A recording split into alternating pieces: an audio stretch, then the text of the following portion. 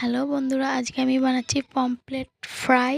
তো পমফ্রেট মাছ ফ্রাইটা শেষ পর্যন্ত রেসিপিটা দেখতে থাকুন।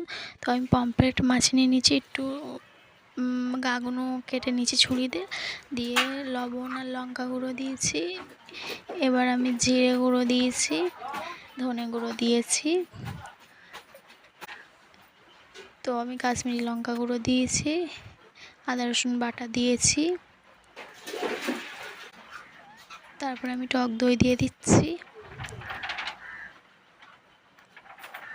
টক দই 2 চামচ দিয়েছি। তো তারপরে আমি লেবুর রস দিয়ে দিচ্ছি।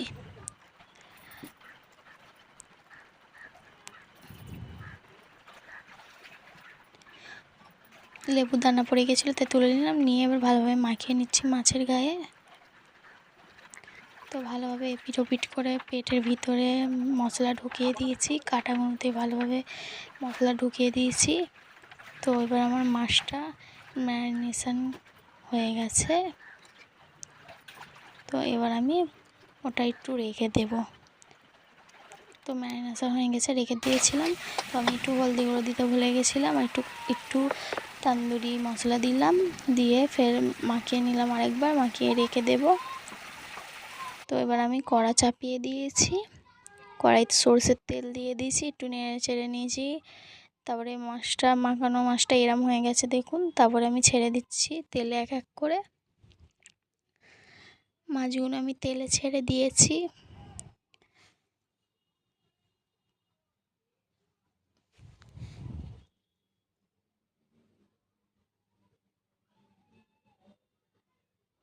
তো এবার আমি উল্টে পাল্টে নেব, একদিকে ভাজা হয়ে গেছে, দুটোই উল্টে পাল্টে নেব।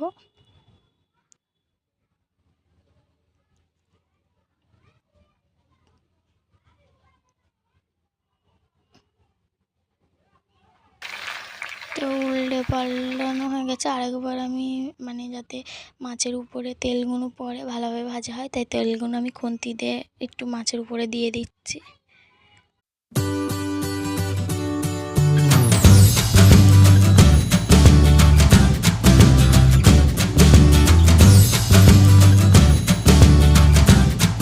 তো বন্ধুরা, পমফ্রেট মাছ ফ্রাইটা আমাদের কমপ্লিট। তো আমি একটা প্লেটে সার্ভ করে নিয়েছি, দেখুন খুব সুন্দর লাগছে। আমি তাতে একটু পেঁয়াজ, শসা, টমেটো দিয়েছি। পমফ্রেট মাছ ফ্রাইটা যদি ভালো লাগে থাকে লাইক, কমেন্ট, সাবস্ক্রাইব করে দেবেন। ভিডিওটা দেখার জন্য ধন্যবাদ।